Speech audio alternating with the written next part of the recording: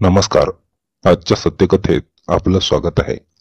पण सुरुवात करण्याआधी तुम्ही चॅनलवर नवीन असाल किंवा तुम्हाला अशाच सत्य घटना ऐकायला आवडत असतील तर व्हिडिओला लाईक करून चॅनलला सबस्क्राईब करा. एक नुकतंच लग्न झालेलं नवीन जोडपं होतं. पती पत्नीचा दोघांचा सुखाचा संसार सुरळीतपणे सुरू होता. पत्नी घरकाम करत होती तर तिचा नवरा जो होता तो बाहेर कुठेतरी जाऊन काहीतरी काम करत होता. जेव्हा ती महिला घरी राहत होती अशा वेळी तिचा एक चुलत भाऊ त्या महिलेवर वारंवार भेटण्यासाठी येत होता.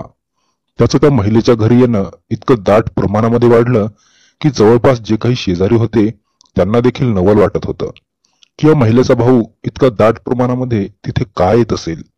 असं जेव्हा शेजारी देखील त्याच्या भाऊजीला म्हणजेच जो त्या महिलेचा नवरा होता याला देखील विचारत होते की तुमचा जो मेहुणा आहे हा खूप दाट प्रमाणामध्ये तुमच्या घरी येत आहे, तेव्हा जो हा त्या पत्नीचा नवरा होता हा देखील लोकांना सांगत होता की त्याची ती चुलत बहीण आहे, त्यामुळे ते त्या महिलेला भेटण्यासाठी वारंवार येत आहे.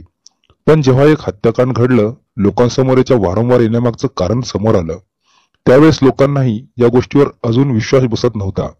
तर ही संपूर्ण घटना आपण या व्हिडिओमध्ये पाहणार आहोत. त्यासाठी हा व्हिडिओ शेवटपर्यंत नक्की बघा. तर नमस्कार मंडळी, स्वागत आहे तुम्हा सर्वांचं आपल्या मराठी युट्यूब चॅनलवर. आशा करतो की तुम्ही सर्व आपल्या कुटुंबियासोबत सुखरूप आणि सहकुशल असाल. सोबत विनंती करतो की या व्हिडिओला लाईक आणि चॅनलला सबस्क्राईब करून एका मराठी माणसाला सहकार्य नक्की करा. तर मंडळी, संपूर्ण सत्य घटना सविस्तर पद्धतीने जाणून घेऊयात. ही संपूर्ण घटना आहे बिहार राज्यातील. बिहार राज्यामध्ये चंपारण असा एक जिल्हा आहे आणि या चंपारण या जिल्ह्यामध्ये मोतीहार असं एक शहर आहे आणि याच शहरामध्ये चकिया असं एक रेल्वे स्टेशन आहे. या रेल्वे स्टेशनच्या हद्दीमध्ये 13 डिसेंबर 2024 या दिवशी सकाळी सकाळी एक मृतदेह एका झोपडीमध्ये पडलेला काही लोकांना दिसला. तेव्हा जे वाटसर होते, जे काही लोक होते ज्यांनी हा मृतदेह पाहिला, तेव्हा त्याच या घटनेची पोलिसांना माहिती त्यांनी दिली. पोलीस घटनास्थळी दाखल झाले. त्यांनी मृतदेहाचा पंचनामा केला. त्यावेळेस तो मृतदेह त्याची गळा चिरून कोणीतरी हत्या केलेली होती. मृतदेह हा रक्ताच्या थारोळ्यात पडलेला होता. रेल्वेच्या हद्दीमध्ये असल्यामुळे रेल्वे कर्मचारी देखील त्या घटनास्थळी पोलीस कर्मचारी दाखल झाले. त्यांनी देखील या तपास कार्याला सुरुवात केली. त्यानंतर पोलिसांनी सर्वात अगोदर त्या मृतदेहाची ओळख पटवण्याचं काम हाती घेतलं. मृतदेह होता अशरफ अन्सारी अशा व्यक्तीचा. तो राजेपूर पोलीस स्टेशनच्या हद्दीमध्ये त्याचं एक गाव होतं, त्या ठिकाणचा होता. त्याच्या नातेवाईकांना सूचना दिली गेली तेव्हा त्याचे नातेवाईक देखील त्याचे कुटुंब त्याच्या मृतदेहाच्या ठिकाणी आले आणि त्यांनी त्या मृतदेहाची ओळख पटवली. पोलिसांनी सर्वात अगोदर त्यांना चौकशी करायला सुरुवात केली. त्यावेळेस जो हा मृतक होता त्याचं नाव अशरफ. हा अशरफ याची एक लहान बहीण होती. त्या बहिणीला एक नवीन नंबरवरून त्या अशरफला फोन आल्याचं माहीत झालं होतं. त्या मुलीने पोलिसांना त्याची सूचना दिली की या भावाला एक नवीन नंबरवरून कॉल आलेला होता आणि त्या कॉलवरूनच त्याला या चकिया रेल्वे स्टेशनवर बोलवण्यात आलं होतं. त्यासाठी तो त्या व्यक्तीला भेटण्यासाठी आलेला होता. तो व्यक्ती कोण होता हे त्या मुलीला माहीत नव्हतं.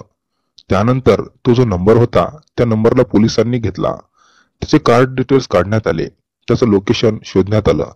त्यांचं लोकेशन जेव्हा शोधलं त्यावेळेस मुझफ्फर या रेल्वे स्टेशन जवळ तो व्यक्ती होता.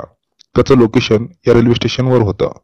तेव्हा पोलिसांनी मुझफ्फरपूर पोलिसांना याची सूचना दिली आणि त्या व्यक्तीला पोलिसांनी ताब्यात घेतलं. त्या व्यक्तीला मोतीहार पोलीस स्टेशनच्या कर्मचाऱ्यांनी ताब्यात घेतलं. त्यानंतर त्याला मोतीहार या पोलीस स्टेशनमध्ये आणण्यात आलं. तिथं आणण्यात आल्यानंतर त्याला विचारायला सुरुवात केली. सर्वात अगोदर पोलिसांनी त्याचं नाव विचारलं. त्याचं नाव होतं मोहम्मद वाईद. मोहम्मद वाईद हा मोतीहार या गावचा रहिवासी होता. ह्याच गावामध्ये त्याची पत्नी आणि ते दोघे असं दोघांचं सुखी कुटुंब होतं. त्यानं पोलिसांना सांगितलं की हा जो खून झालेला होता हा त्याच्या पत्नीच्या चुलत भावाचा मृतदेह आहे आणि हा जो खून आहे हा त्यानंच वाईद याने केला होता. जेव्हा पोलिसांनी याचं कारण विचारलं की तुझ्याच पत्नीच्या चुलत भावाला असं निर्भयपणे तू मारण्याचं काय कारण होतं, तेव्हा त्यानं पोलिसांना एक धक्कादायक माहिती दिली. त्यानं सांगितलं की जी त्याची पत्नी होती आणि तो तिचा चुलत भाऊ होता. अशरफ या दोघांमध्ये बऱ्याच दिवसापासून अनेक संबंध होते. अनैतिक प्रेम होते. जो अशरफ होता त्याच्या पत्नीला वारंवार भेटण्यासाठी येत होता आणि तो खूप दाट प्रमाणामध्ये येत होता. ज्यावेळेस घरी नसायचो मी त्यावेळेस अशरफ तिला भेटायला यायचा आणि जे काही शेजारी लोक होते त्याला वारंवार विचारत होते, तुझा जो मेहुणा आहे हा खूप प्रमाणामध्ये तुझ्या घरी येतो, याचं कारण काय आहे? तेव्हा हा लोकांना सांगत होता की तो माझा मेहुणा आहे, माझ्या पत्नीचा चुलत भाऊ आहे आणि माझ्या पत्नीला तो भेटण्यासाठी येत आहे. लोकही त्याच्यावर काही शंका घेत नव्हते, पण हा जो नवरा होता त्याला कुठेतरी वाटत होतं की त्याची पत्नी आणि चुलत भाऊ आहे, या दोघांमध्ये काहीतरी अनैतिक संबंध आहेत, यांच्यामध्ये काहीतरी वेगळंच चालत आहे. त्यानं त्या महिलेचं कॉल रेकॉर्डिंग तपासून पाहिलं. त्यानं त्याच्या मोबाईलमध्ये कॉल रेकॉर्डिंग ऑन करून ठेवलेली होती. त्या महिलेला देखील माहित नव्हतं आणि जेव्हा या दोघांमध्ये संभाषण बरेच दिवसापासून होतं, हे सर्व गोष्टी ऐकलेल्या होत्या, याला कळालं की त्याची जी पत्नी आहे आणि तिचा जो चुलत भाऊ आहे अशरफ, या दोघांमध्ये बऱ्याच दिवसापासून म्हणजे लग्नाच्या अगोदरपासून या दोघांमध्ये संबंध होते आणि जो अशरफ होता त्याच्या चुलत बहिणीसोबत लग्न करायला देखील तयार होता आणि जी वाहिदची पत्नी होती ही देखील त्याच्यासोबत लग्न करायला तयार होती. पण दोघांच्याही कुटुंबियाने याला विरोध केलेला होता, कारण नात्याने हे दोघेही चुलत बहीण भाऊ होते आणि त्यांनी त्यांच्या मुलीचं लग्न हे बळजाव वाहिद याच्यापासून लावून दिलं होतं. आता लग्न झालं होतं तरी पण जो अशरफ होता हा वारंवार त्या मुलीला म्हणजे त्या महिलेला भेटण्यासाठी येत होता. ही आता नात्यानं चुलत बहीण होती, त्यासाठी त्यांच्यावर कोणीही शंका घेत नव्हते. पण हा जो अशरफ होता हा खूप दाट प्रमाणामध्ये त्या महिलेला भेटण्यासाठी येत होता. जो तिचा नवरा होता वाहिद याला देखील शंका आली, त्यामुळे त्यानं त्या महिलेचे कॉल रेकॉर्डिंग ऑन करून ठेवलेले होते. त्या महिलेला देखील माहित नव्हतं आणि त्यानंतर ती पूर्ण त्यांची कॉल रजिस्टर्ड होती, त्यांना ऐकली होती आणि त्यामुळे याला आता खात्री पटली होती की या दोघांमध्ये अनैतिक संबंध आहेत.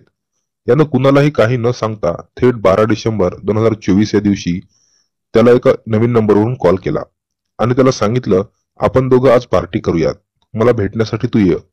राजापूर पोलीस स्टेशनच्या हद्दीमध्ये त्याचं गाव होतं अशरफचं. तरी अशरफ तिथून त्याला त्याच्या भाऊजीला म्हणजे वहीदला भेटण्यासाठी त्या रेल्वे स्टेशनला आला होता. रेल्वे स्टेशनवर आल्यानंतर जवळच त्यांची एक झोपडी होती.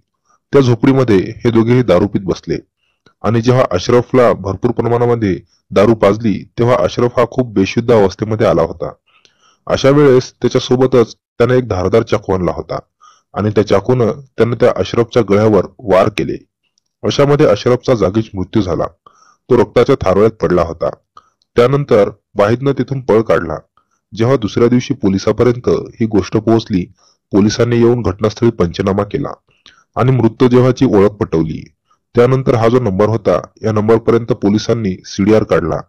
सर्व काही माहिती जेव्हा वाहिदला कळाली त्यावेळेस वाहिदनं त्याचं घर सोडून तो मुझफ्फर या गावी गेला होता.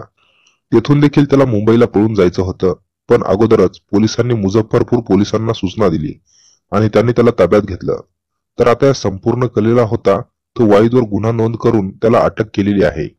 तर मंडळी, ही संपूर्ण घटना तुम्हाला ऐकवण्यामागचा उद्देश कोणाच्याही भावना दुखावणे किंवा कोणालाही बदनाम करणे किंवा एखाद्या पवित्र नात्याला कलंकित करणे हा नसून फक्त तुम्हाला सतर्क आणि सावधान करणे, जागरूक करणे हाच आहे. या घटनेबद्दल तुम्हाला काय वाटते कमेंटमध्ये नक्कीच सांगा आणि जाता जाता व्हिडिओला लाईक आणि चॅनलला सबस्क्राईब करायला विसरू नका.